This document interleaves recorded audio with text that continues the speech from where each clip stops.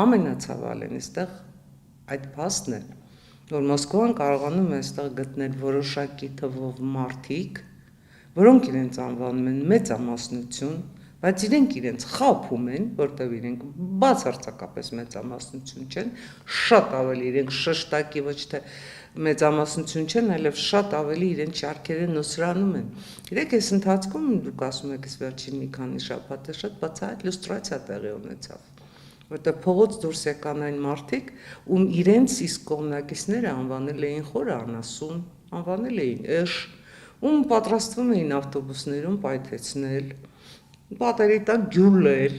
իրենք իրենց կողմնակիցներին։ Գիտեք, դա ինձ համար իսկապես ֆենոմեն է։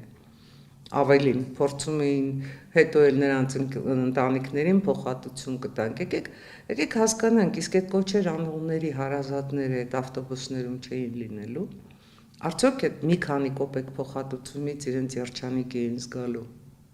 Ոնց կարելի է այդքան մարդկային, ինչ ասեմ, արյուն վերցնել, արյան պատասխանատվություն վերցնել։ Դա նշանակում է, որ այդ հոգևորականները ընդհանրապես Աստծո հետ որևէ կապ չունեն։ Գիտեք, երկրի վրա նրանց ինչ դատաստան կլինի, չի լինի եւ այլն, իսկ Աստծո դատաստանի առաջին չեն ասելու։